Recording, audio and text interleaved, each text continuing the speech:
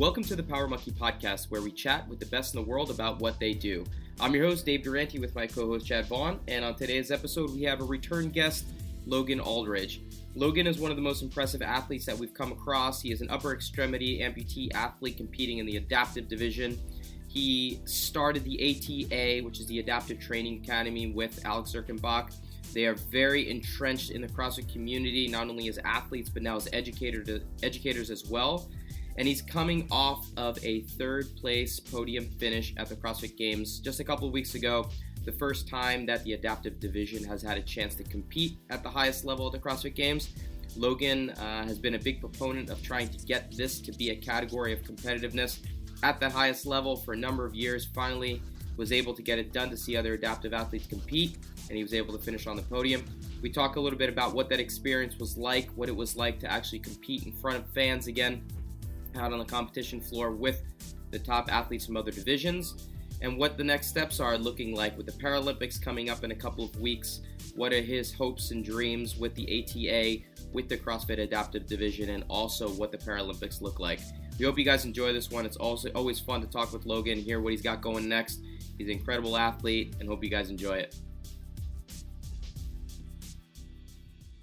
Logan, welcome back, buddy, to the Power Monkey Podcast. Once again, we had you on before. We've been looking forward to chatting with you again ever since. And also welcome back to the real world after just coming off competing at the CrossFit Games. How you doing, man? Hey, Chad. Thank you so much, man. It's great to be here with you all. I'm doing well. I'm so happy, so grateful for the experience, memories and moments that were captured and made there. Yeah, it's just been an unreal past couple of weeks. For sure. A huge third place finish. Congrats on that. First of all, go ahead and let's start this thing off with letting us know your favorite moment. Maybe that's a moment that, you experienced yourself, a PR that you got, or something else. What was it for you? Yeah, thank you so much. Yeah, very happy to have made it onto the podium. It was a fight, man. For there to be 5 in each of our divisions and to see the divisions come out and be so competitive was, first of all, just so exciting from a competitor's perspective.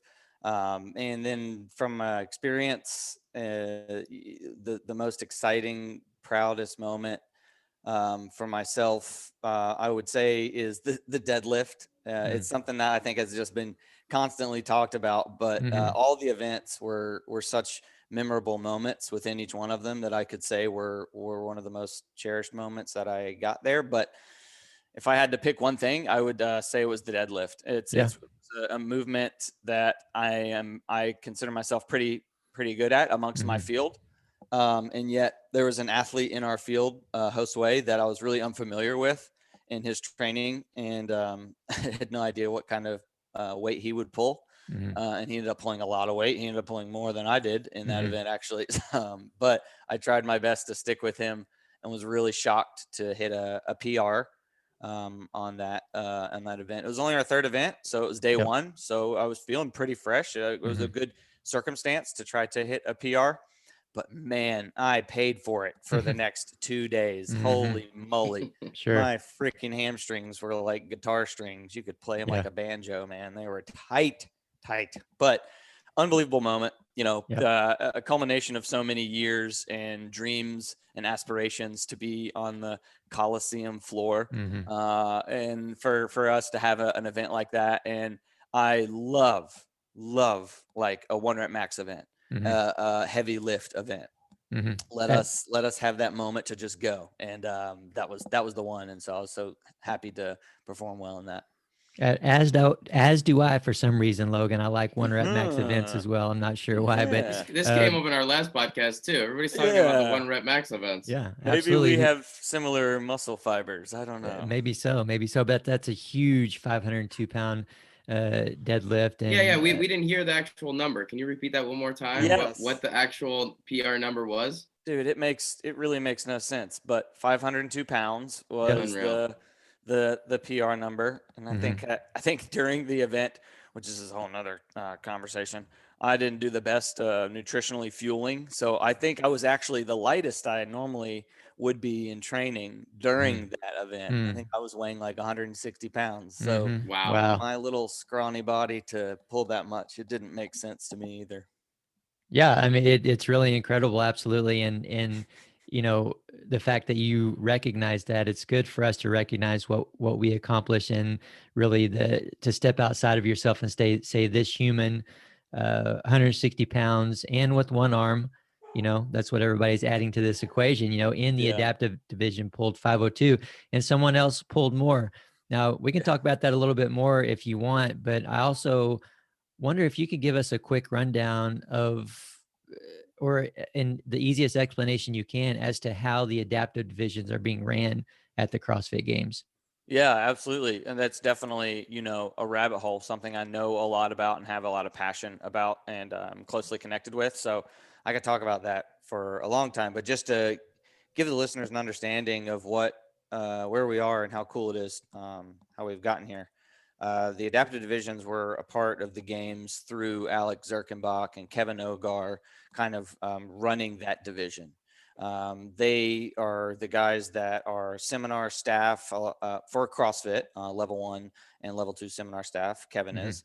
But then additionally, amongst the three of us and many more, Chris Stoutenberg and many others involved with Adaptive Training Academy, we deliver the education for folks to, get certified and train folks as adaptive athletes and adaptively inclusive certified trainers. But Alec and Kevin kind of ran the show there. They put on all of the events, and that was really cool to see that, unfortunately only 3 divisions had the opportunity to come to the games this year. And that was just due to a participation level that they wanted to see happen in the open amongst the 8 divisions that were offered in the open. And frankly, all the divisions were very close.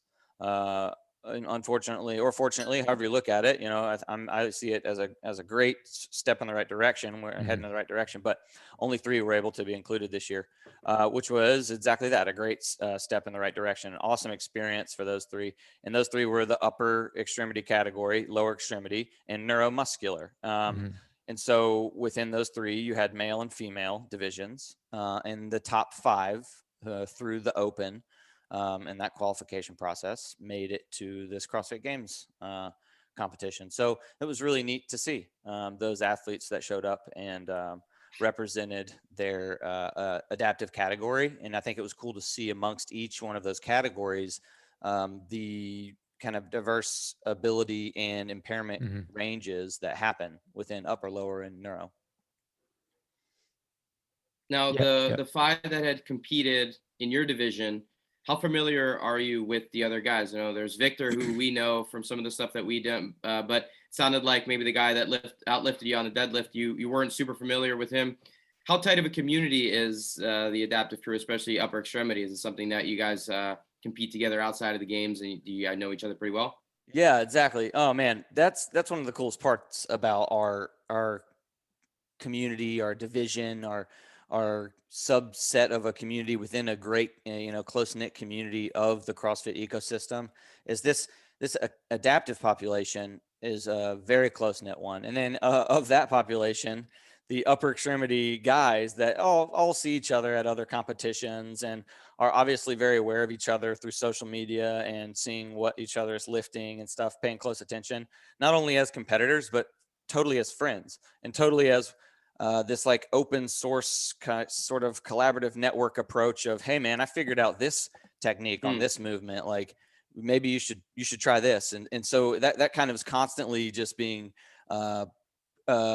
promoted through social media, frankly, using that network. And we're cultivating relationships, like really close friendships. And so, yeah, I mean, Victor's been living with me for like 2 months leading up to the CrossFit Games. He's still with me now. He's here in North Carolina, staying here. I think he's trying to figure out how to be here full time. And, and it's really cool. He's coaching at Neuse River at the gym, like full time. So he's loving it, and we're able to train together and think through things and try new things, and that's what makes this so much fun. And you're exactly right. I mean, amongst all of us, I know all of them very well. But the most exciting part is that there are new athletes that I have no idea who they are that are showing up, and I'm getting tagged on social media, seeing them perform, and they're collegiate level football players that are, congenital below elbow amputees that are studs and that are just saying, oh, okay, what is this CrossFit Games thing where there's this division for upper extremity guys? So it's really cool to see that happen. And Josue, who's a guy in our division that I was unfamiliar with, is a longtime CrossFitter. I just wasn't that familiar with him in the space. And so he competed in our division, and it was really great to get to know him a little bit better and see him face to face and learn about his condition and how it affects his movement and stuff, and really see how not so much the limitation that are expressed, but really his fitness. Cause like, that's what we're always focused on. That's what I look at. I'm not like, how does that impairment limit them in movement, but what strengths do they have that I need to be concerned about and try to make sure that I can beat. Now, the divisions themselves seem like they're being created as you guys are going. You're figuring out the best way to be able to create as level of a playing field as possible, right? Because everyone's impairment is slightly different. Even within upper extremity, like I was noticing, the guy that won upper extremity, Casey dude's Acre. a beast. Dude's legs are the size of my waist. Like, he's a monster. 100%. I was watching some of the events and be like, wow, this guy's a monster. And to be honest, I think maybe just because we're so familiar with you, we think that there's no one in the world that can touch Logan Aldridge when it comes to anything fitness related. It's like 100% that like competitor bias. Like, everybody thinks I'm so fit, and hey, listen, you are, dude. I've been telling you guys about this Casey guy, and you guys always been like, oh yeah, I'm sure. There's no way. There's no way. Like, this dude is like a freaking games level. I mean, he did. It was pretty incredible. Like, really, a lot of kudos to him, and I'd love to give him just some credit here. Like, in the open, he did our adaptive open, won the whole thing, of course. And also, I mean, here he's very Frazier-esque in this sense. He also did the able-bodied open and made it to the semifinals and did all of the semifinals. Like, he was top 10 in the world or top, whatever that percentage was in the open to even go to the semifinal, missing, the whole arm. And he did all to the standards of every movement and the wall. That's incredible. That stuff. So anyways, I got to shout him out. I love that dude. He's awesome. And again, a really close friend, but also competitor. And he's an amazing athlete. Where's he based out of? Do you know? He's in Decatur, Illinois. Okay, cool. All right. Yeah. Maybe we got to have him out to camp too with you sometime. And you guys have a little battle out on the floor. We'll have I'll do my best. For sure. But I'm telling you, for sure, he should come to camp. Yeah, he'd be an awesome. It would be so eye-opening for him, and it'd be really cool for you guys to see the level of skill he performs with that level of limitation there. He uses that elbow crease and this small strap on the rig or the ring, whatever it may be. And it's phenomenal to watch. Yeah, that was one of the things that I wanted to ask about, because like trying to create level playing field, right? And your amputation is above elbow, his is slightly below elbow. And so I was watching the rope climb event, and you're having to do a single arm rope climb, use legs as much as possible, single arm. He's able to put the rope kind of in that crease of the elbow, create a kind of a leverage point to pull from a second arm. Now, I think it's impossible to create as level of a playing field where everyone is competing equally. But how do you look at those type of events where, you're in the same division, but he has a little bit of an advantage that he can kind of use the other arm in a way that you might not be able to? How do you view that as an adaptive athlete? Oh, I'm really glad you bring this up, because obviously from my perspective, this is something I'm laser focused on. We pay a lot of attention to. And I think big picture wise, from most viewers, especially if maybe you were just, watching on YouTube or something, you're in awe of just the fact that these adaptive athletes are doing this stuff, and you just think that's awesome. Let's do it. And I love, Dave, that you're asking this, and I appreciate it so much, because frankly, it means like you're exposed to this. Folks who see this perspective and see this lens of like trying to find this level playing field, it's because you've seen us adaptive athletes doing this stuff in the space forever. It's no longer this jaw dropping, that's so cool that they do it. You're really like, okay, I know ability differences now, and I see them within this division. How do we make this as fair as possible? And that's exactly what my head is always wrapped around, from my role at ATA, Adaptive Training Academy, as the training director, but also as a competitor, and trying to make a level playing field, not one that is more in favor just to me, So to that point, that specific example, you're exactly right. So we have within the adaptive athlete policy written for CrossFit, this like level of like classification within each upper, lower seated class that you might be in. But because of the population and the amount of folks that we have access to participating in these, we can't then say, okay, if you're then men's upper, you are then this class 1 or 2 if your condition is above the elbow, affects above the elbow. In other words, if you're above elbow amputee, if you're brachial plexus injury where you're paralyzed at the shoulder,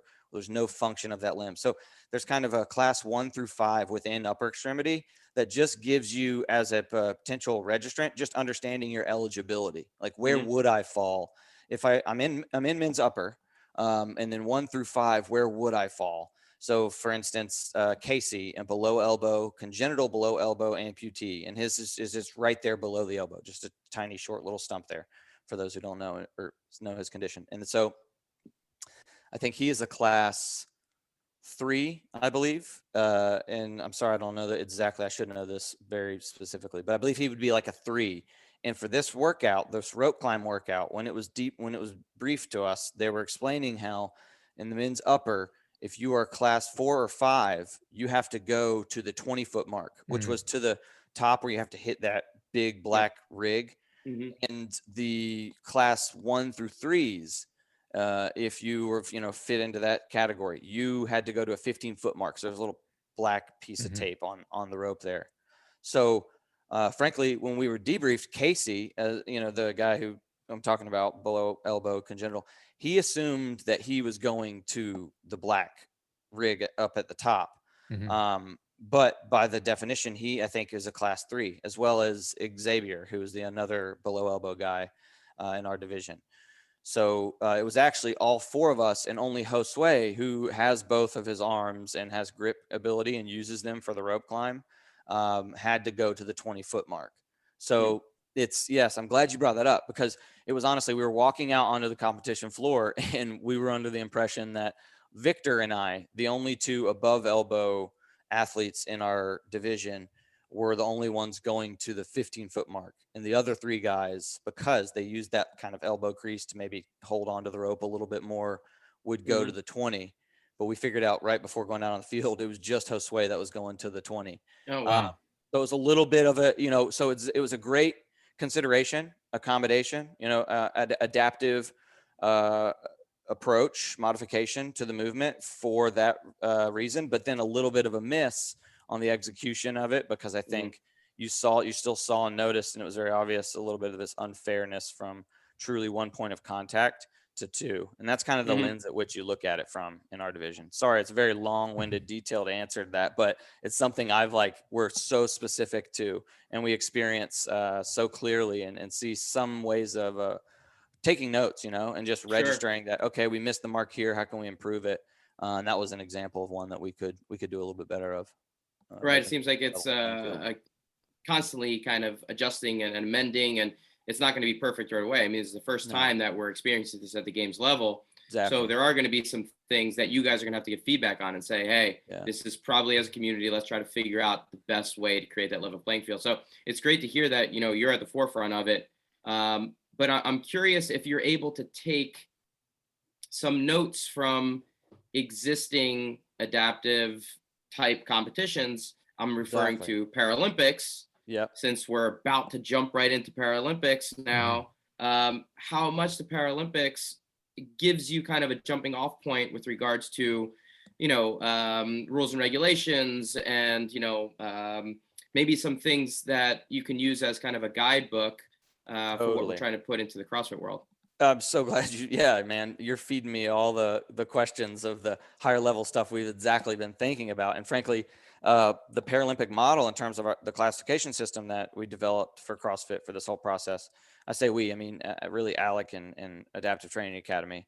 I wasn't that involved, especially from an athlete perspective. I needed to kind of be shut off from a lot of that, but a lot of the influence on this sort of eligibility and classification standards that we presented and has been adopted into that policy come from the Paralympics, because Mm-hmm. it does a great job at really trying to recognize a really broad population of this group, and then narrowing it down into appropriate categories that over time can go deeper. Over time, this network, this web just spreads of eligibility and classification that gets a lot more specific and fair from the athlete perspective.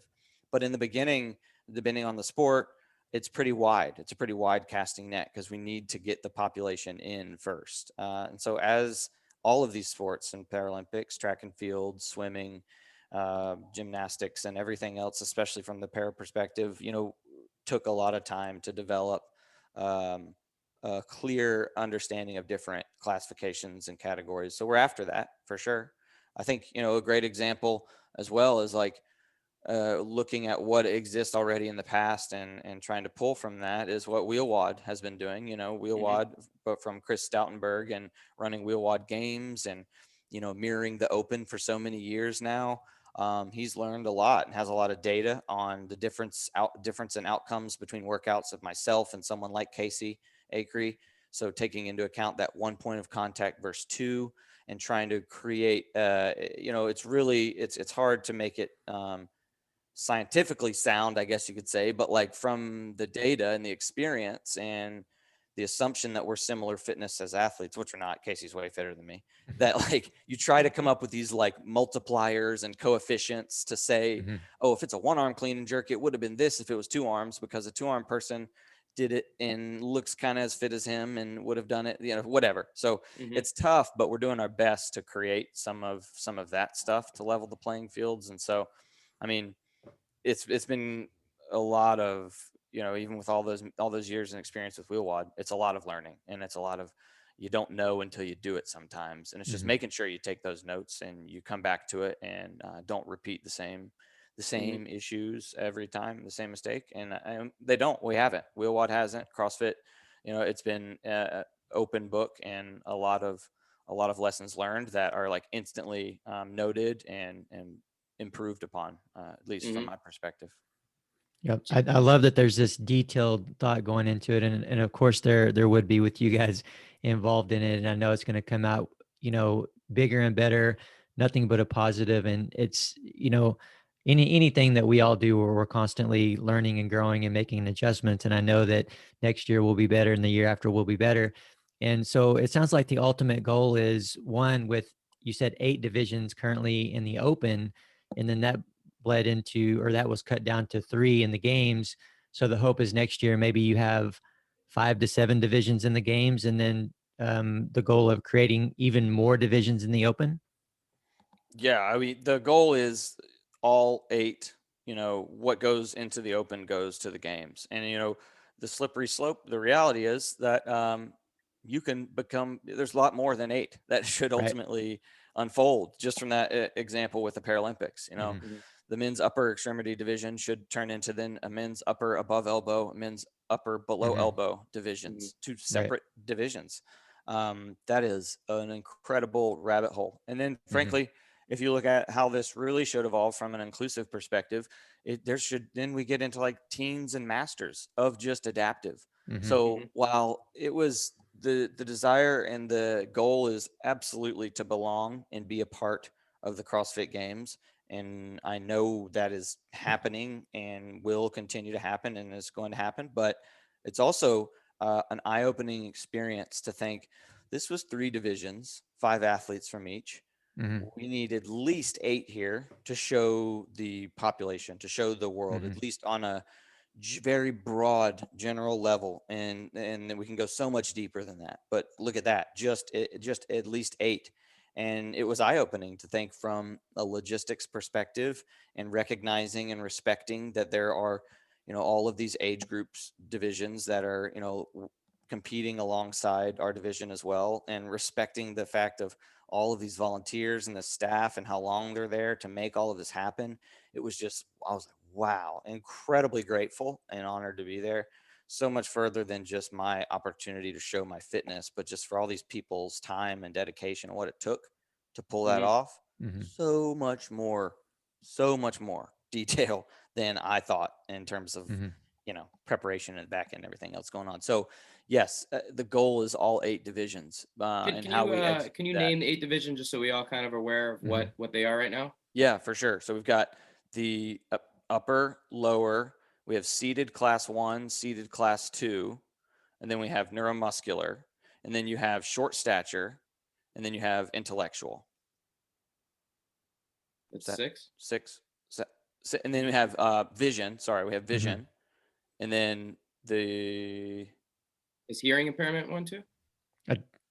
I think you named no, 8. Is I thought I is counted that 8, but 8? maybe I not. think that's 8. Yeah, I think that's all 8. Okay, Yeah. so vision was the last one. Okay. Yeah, vision. Yeah. Yep. Which is an incredible division that we've seen some badass athletes come out of. Mhm. Number one, Kim Drexel. I'm gonna get her last name wrong. I'm sorry, but I know it's from Instagram. She's out west, but she is such an incredible badass mother gymnastics athlete that is like completely blind. And so yeah, she's a massive ambassador and leader for that division, and has really recruited a lot of athletes to come out and start participating. So that's so cool to see. So yeah, we've got those 8 are just scratching the surface of this really whole Paralympic community when we Well, look I'm at it. curious right now, like post games, there's probably a little bit of sitting down and, I'm sure CrossFit HQ is sitting down and reviewing all of the games, what worked, what didn't work, Yeah. Back in person again, new sponsors on board, new divisions.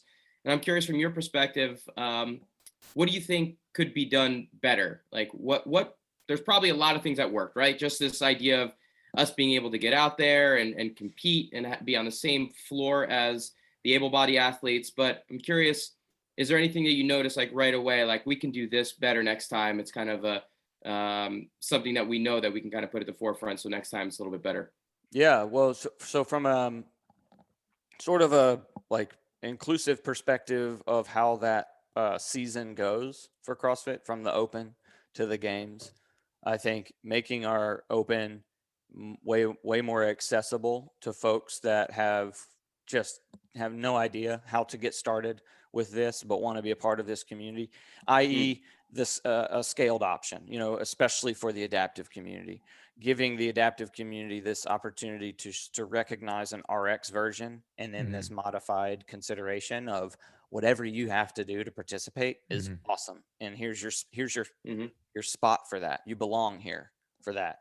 And having that spot on the leaderboard and all that technical side that goes along with it. Totally understand why it wasn't able to happen, because we were asking for a lot. We were given an inch and we're begging for a mile with this whole past year to get As the you open and should. go to the games. And we're so thankful that it happened, but we had to. So that is number one. And I know that's not games directly, but it is actually. It affects how people view and want to participate in the future and see a path for them to belong here, even if there is no aspiration or goal to be this elite level, adaptive CrossFit Games athlete.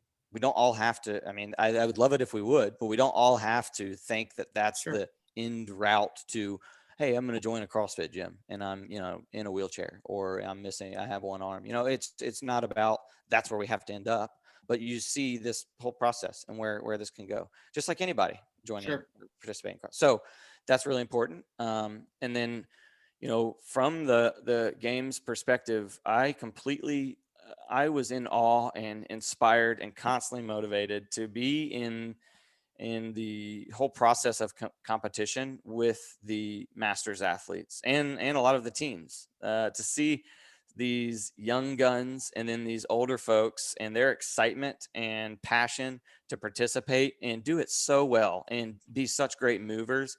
Like, it was firing me up. I was way more than I expected, to be quite frank. Like, it was, I would notice myself just watching them warm up and I was so grateful to be a part of that. Now, on the other hand, I also was like, we are, in my mind, elite individual athletes, and I was like, we should be, in some way, we should bridge the gap between we're with this group and we compete through their 3 days or whatever that is, and this group that competes for these 3 days or the latter end or whatever that is. And this is coming from a bit of a selfish perspective and just asking again, given what the incredible experience we have, me just shooting for the moon, asking for the stars and wanting Mhm. it all, but just saying in a way that I could see so much more of an impact would be to get us involved where you're seeing the individual elites perform, all the ones we know that we want to see and cannot wait to view. Throw us in that mix and show the world when they're tuning in for that we exist and we're doing this as well. I think it would be shocking to whoever the higher powers are to really show how impactful this stuff can be. And I think this year did that. I think this year, like, nail on the head, crushed it. Cannot believe the amount of, frankly, the amount that we live streaming we had broadcasted on YouTube. Had so many friends from all over the world that were able to, track performance and tune in on YouTube and whatnot. And that was amazing. So just more of that, and highlighting this division, I think is going to just make everything move in the right direction. It's a win-win-win for everyone involved.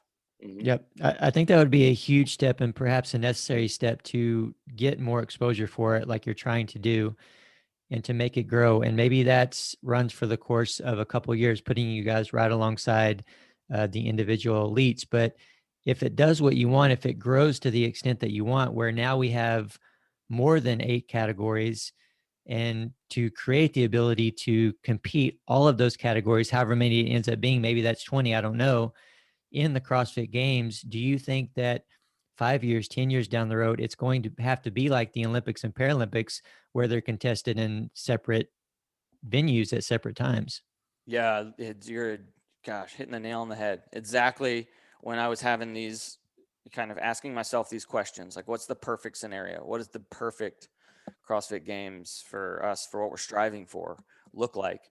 I ran into that sort of consideration, Chad. Like, man, well, in fact, if this actually scales to the way in which I know it can, and has the reach and impact that I know it can have, this is a whole nother CrossFit Games. This is a completely separate and different CrossFit Games, but it needs the same reverence and the same attention and same, respect, really, that the CrossFit Games currently has, right? And I would love to say that I think the Paralympics gets the same as the Olympics, but unfortunately, I just don't believe that to be true. And it's nothing. It's not a. It's just I think it's actually better than ever, and we're moving more to that being the reality. But I just don't think it has been in the past. So that's my biggest fear.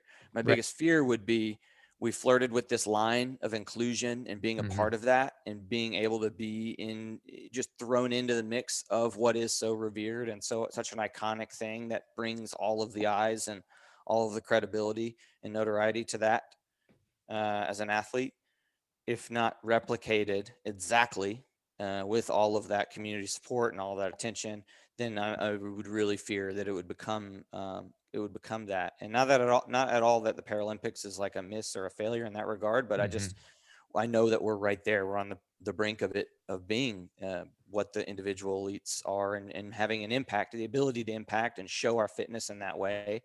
And I would hate to lose that. But you're exactly right. That's, I think, the pickle that we're going to be in, the dilemma that's going to be presented, probably sooner, much sooner than later. So we'll have to figure that out. Yeah. So go ahead, Chad. I was just thinking that, I mean, I feel like the CrossFit Games and CrossFit in general has a much higher level of ability to get people moving and healthy than really the Olympics does. The Olympics is something that is uh, a far outreach to most people. Their people are fans, but it's not necessarily going to motivate as many people to get up and move and be healthy and be fit as Right. as CrossFit is. So maybe there's a way where CrossFit can learn from the Olympics in all regards, and specifically saying, maybe we do eventually separate them, but maybe there is, a certain number of divisions that still compete in the regular CrossFit Games for that continual exposure, but also having a separate CrossFit Games that can, now we can have all these divisions and do all these other things. Is that a potential somewhat of a remedy for that. Yeah, I think so. I think, yeah, I like exactly what you're saying. I think there's a lot of options. There's a lot of potential remedies and solutions for the situation. But yeah, I'm not sure. We'll see. Now, one of the things that I've always thought about with gymnastics specifically, like how do we get more people to be interested in the sport, right? Which I'm sure all of us with the niche sport worlds are trying to achieve. How do we get more people interested? How do we get more viewers? How do we get more Right. people doing what we do? And I bring it back to lack of form of comparison, meaning it's really difficult for people to understand what Simone Biles is doing because they have no form of comparison. To them, doing a backflip and a triple backflip are all equally difficult. They're both something I can't do. So they're all something that you can't understand that how really challenging what the elite of the elite are doing comparatively to more of a basic movement because there's no form of comparison.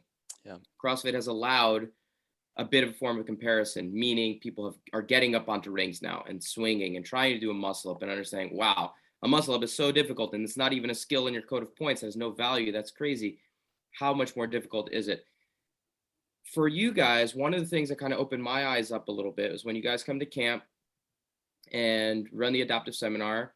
And a part of running the adaptive seminar with yourself and Alec and Caroline Bond, who all help, and it's been incredible and Tina as well, to come and give our campers and our coaches and staff the ability to experience what some of the things that you guys are doing in a competitive setting are like doing a wall ball with one arm, or trying to use the mono rope to do double unders. So you can have a form of comparison to say, now I'm watching Logan in the games and I can better understand exactly how challenging it is what he's doing. It's hugely important, rather than just viewing and saying these athletes are amazing at what they do. Having a form of comparison gives you some more insight into the nuance, like we were talking about, the difference between upper arm, lower arm extremity differences in terms of difficulty levels. I'm curious, my question is with regards to, is this something that you're trying to achieve by getting more people to understand? I know through the ATI you're doing educational pieces to help coach, but is this something you guys are actually trying to put out there and say, let's get more people trying to feel what we feel so that they have a form of comparison, they understand exactly what we're doing, and then kind of understand the difficulty that goes along with it? Oh, I love that question and that perspective, because you're exactly right. Like, why is Usain Bolt so incredible? Because we can all try to run and recognize that running really fast, that short of distance, is incredibly hard. And then we're immediately like, unreal that he can do that.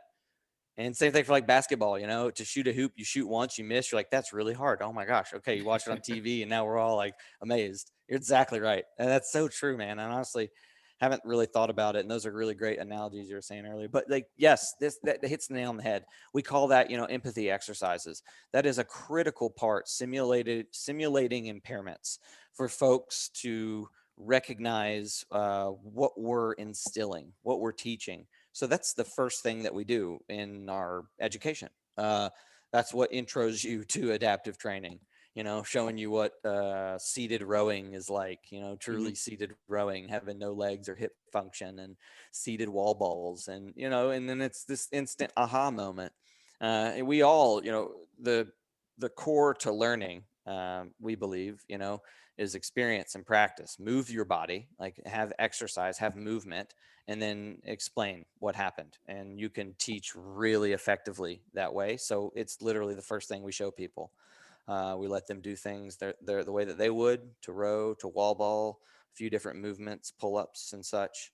And then we have them simulate these impairments and give that a practice. And it's immediately this light bulb moment goes off. Then these dialogues begin, this perspective shifts happens in the brain, and we have a whole day of unpacking that.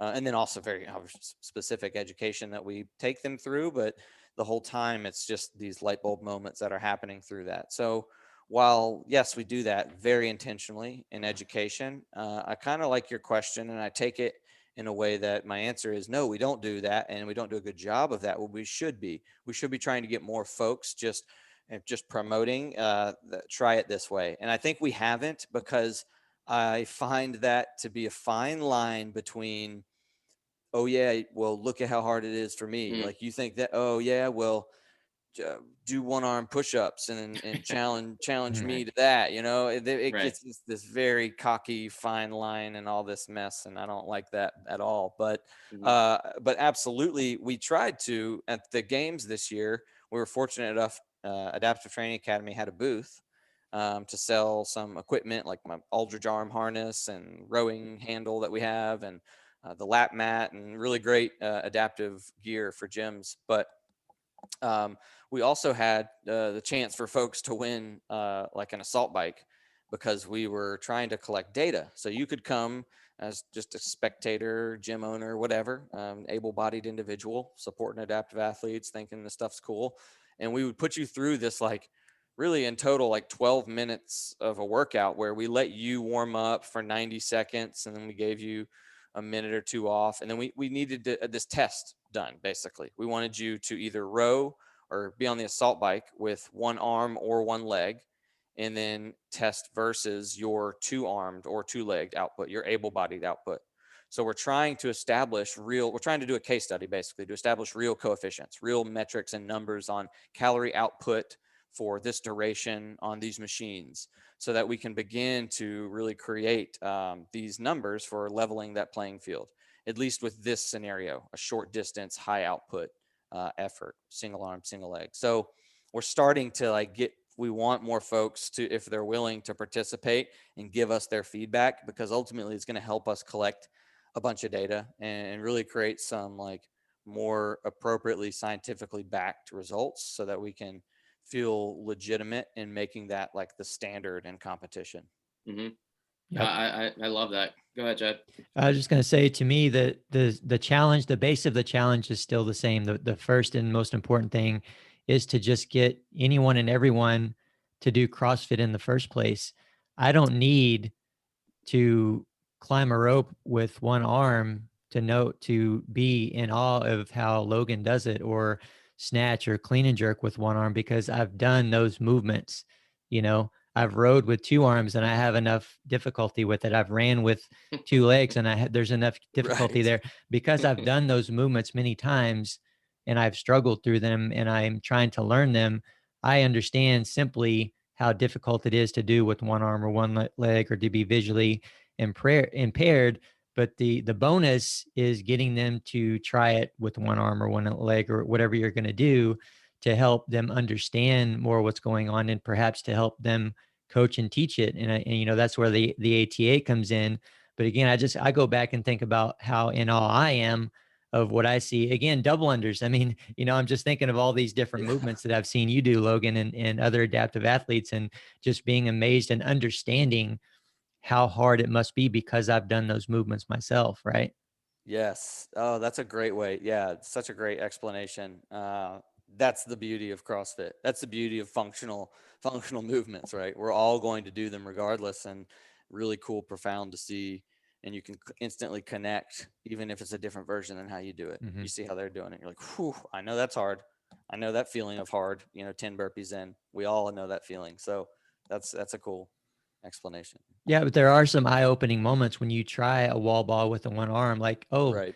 this feels a little bit different than what I thought it was going to Oh feel my like. If God, I'm going to help, it's you so know, hard. an Yeah, adaptive balls athlete, balls do to the this. face hurts a Oh little my bit God, more, broken man. noses. But, and that's just the thing. If you're going to coach adaptive athletes in CrossFit and you're able-bodied, you Yeah, absolutely need to do those movements, you because do. they're going to probably be at least a little different than you think they're going to be. Yeah, and they're great. They're humbling. I mean, I think uh, Stacy Tovar at her gym. We hosted a seminar there many moons ago. I think a couple of years ago.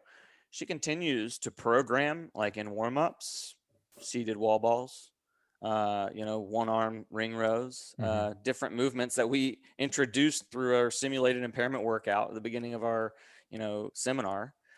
Continued to be like iconic staples of their warm-ups, because they're such great primers. Mm-hmm. Mhm. Man, you want to talk about getting you to appreciate doing a wall ball. Take your legs away in the warm up and do some wall Mm-hmm. balls. Then Oh you're yeah. like, oh man, all right, these wall balls are going to be great. So yeah, Yep. it's cool to see it get adopted in ways like that as well. And we have we talked about it a little bit, but Paralympics are about to start right now, and um, I'm curious from your perspective how much you view the Paralympics, if your impression of the Paralympics has changed over the years, and if there was a sport that you would love to be able to compete in the Paralympics, is there one that kind of stands out as saying, and whether or not that's actually something that's on your potential agenda? Do you have any interest in doing anything in the Paralympic world? Oh, I love that question. Yes, I love the Paralympics. I think it's awesome. I think there's nothing higher of an honor as an athlete than to go and represent your nation, and fight for that podium, that medal, as an athlete. I have dabbled with some consideration in a couple different sports. Tried track and field.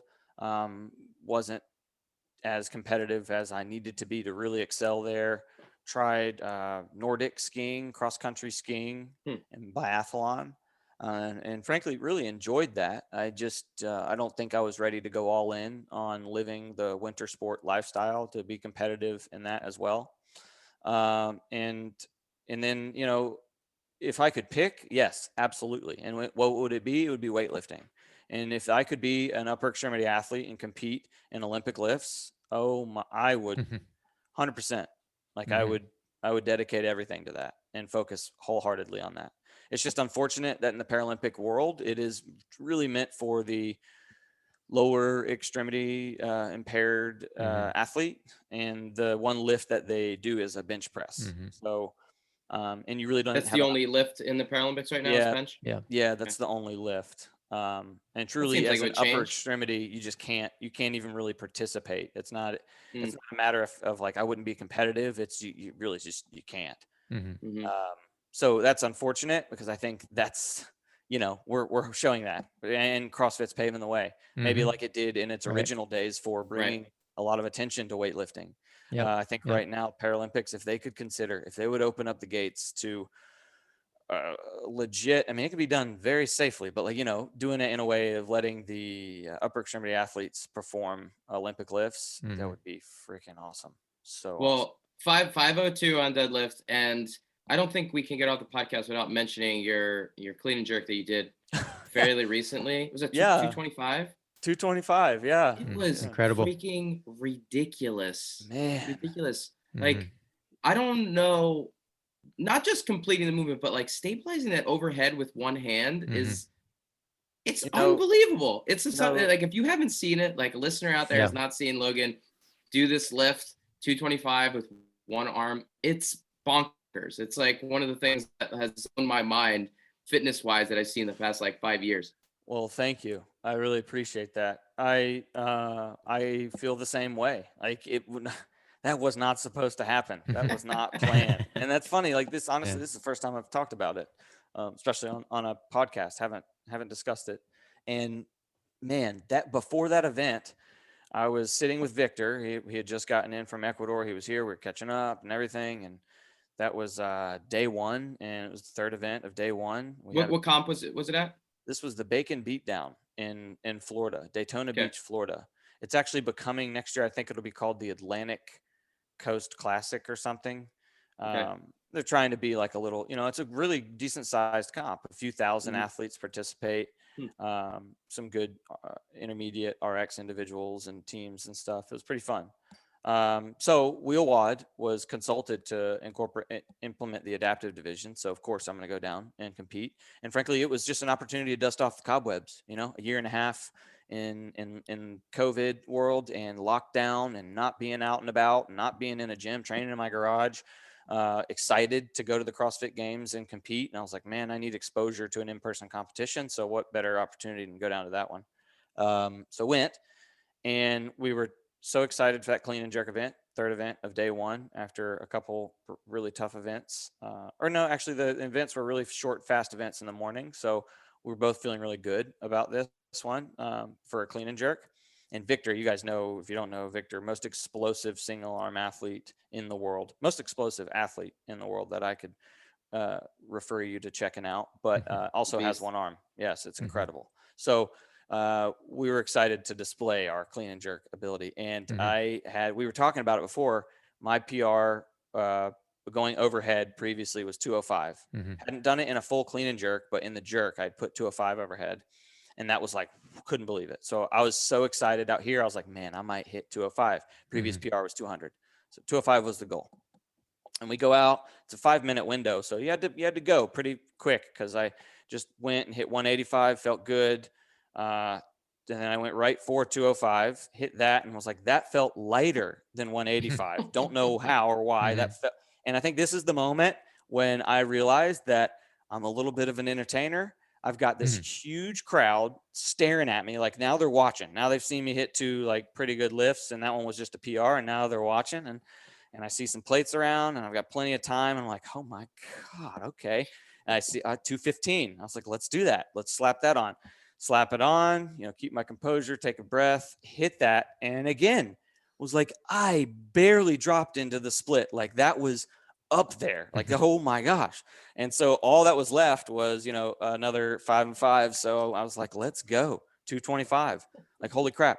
Right before the event, Victor and I were talking about how 225 should never go over our head. It makes no anatomical sense. We literally said this.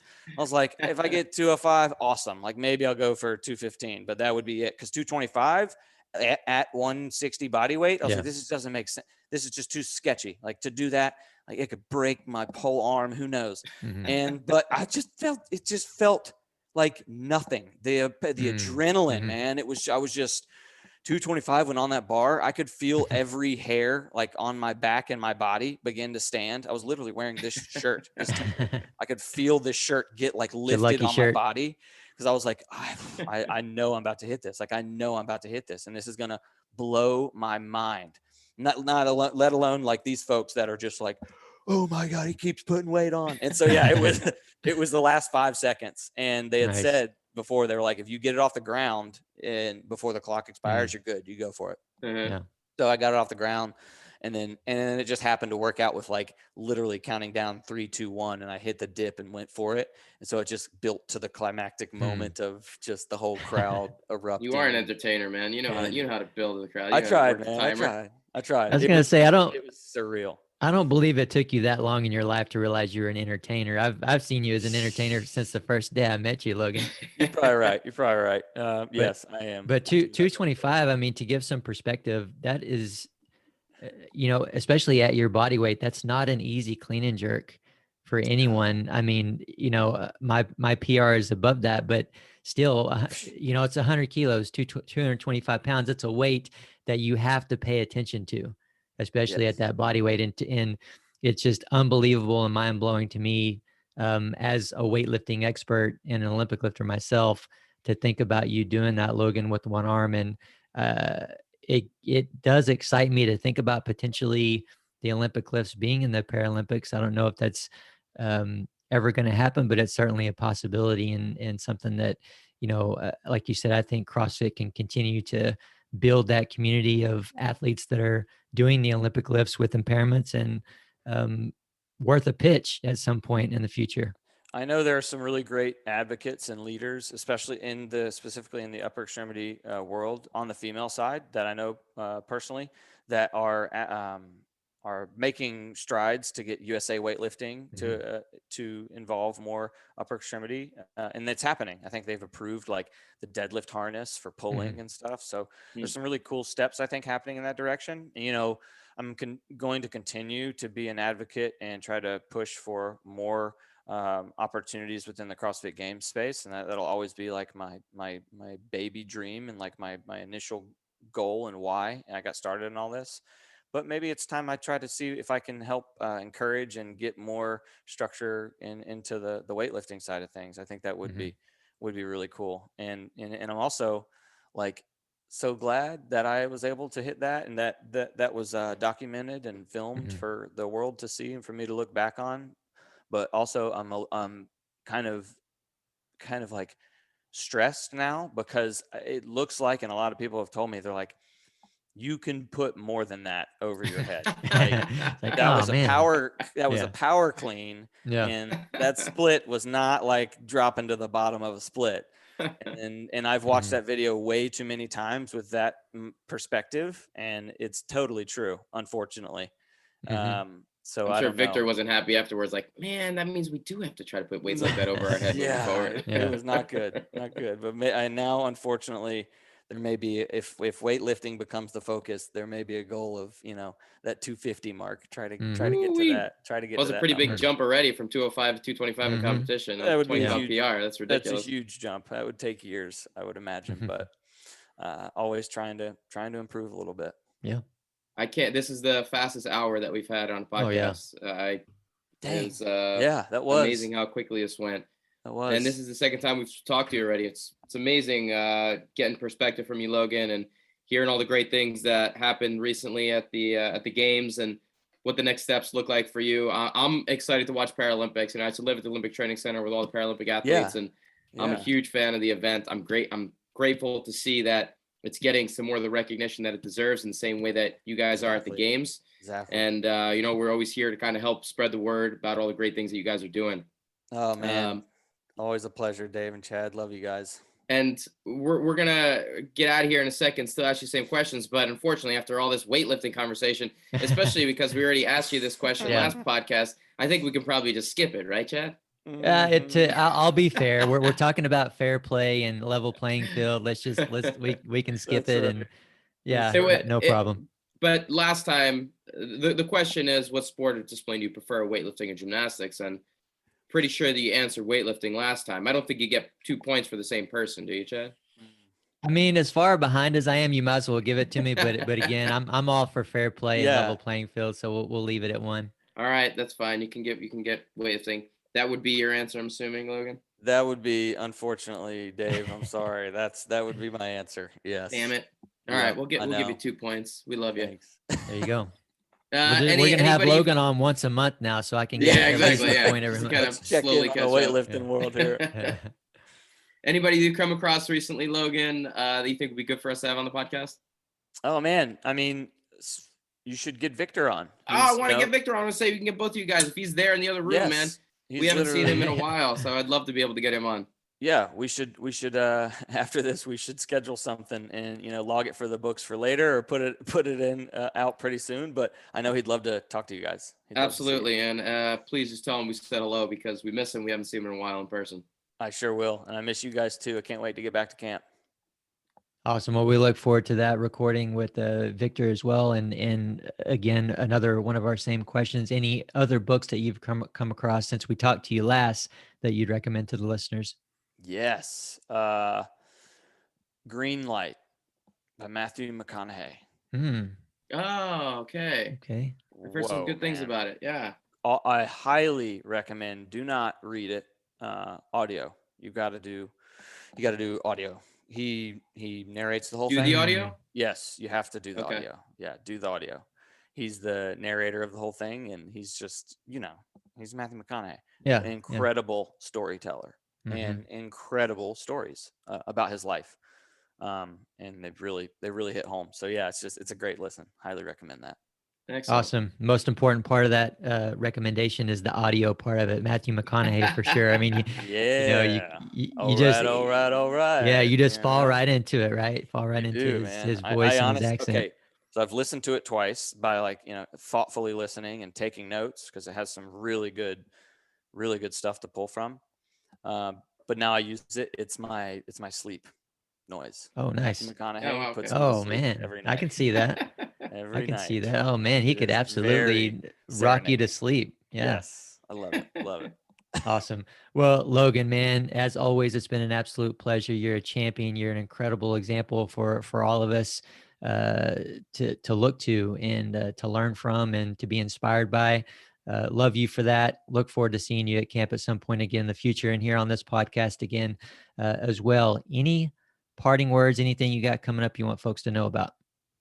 Oh man. No, we're just still training, still focused on, the CrossFit Games are great. We've got the Wheelwad Games coming up in November. Okay. That's actually for the first year going to be in the United States. It's typically been in Canada, where Chris Stoutenberg, the founder's from. So excited for that to be in Raleigh, North Carolina in November.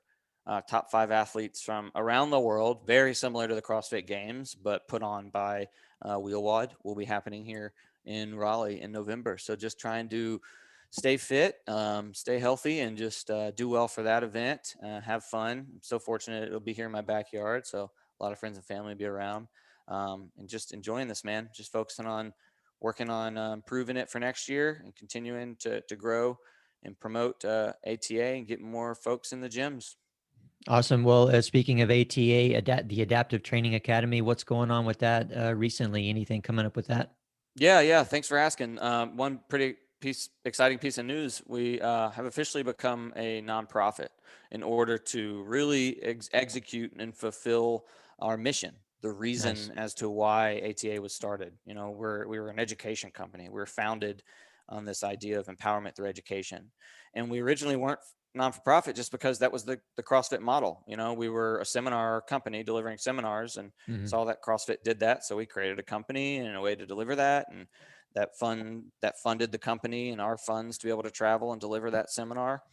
That's what it did. But we recognized that if we opened up this nonprofit status, and our mission being to, you know, really create adaptive and inclusive programs in gyms around the world, we now have access and support from the national VA and a lot of great programs, grant programs that are going to allow us to deliver the funds to gyms who have invested in having a adaptive and inclusive certified coach or trainer, to be able to pay them what they deserve to run these programs and really affect change in their community. So the nonprofit status is huge for us. Check it out. Go to ata.fit at our website. Check out how to get involved, how to get certified, and how to get your gym affiliated so that you can start receiving grants and running programs in your community. Incredible. That's huge. Absolutely huge. We so thankful that you guys are putting that together, and I know that that's going to be big as well. And it's all just going to tie in together everything that you guys are working on. Adaptive Training Academy Instagram. Can you give that and your personal as well? Yeah, absolutely. For Adaptive Training Academy, it's just at Adaptive Training on Instagram. And for myself, Logan Aldridge, it's just at Aldridge Logan on Instagram. And Awesome. check us out on there. Yeah, we try to keep a lot of info and updates coming out on there as well. Excellent. Well, along with that, to our listeners, be sure to head over to powermonkeyfitness.com for services and upcoming events. Also, check out our Instagram pages for regular teaching and technical content at Power Monkey Fitness, at Dave Durante, and at Ollie Chad. And on behalf of Power Monkey Fitness, we're your host. I'm Chad Vaughn with Dave Durante. And until next time, guys, thank you all for listening.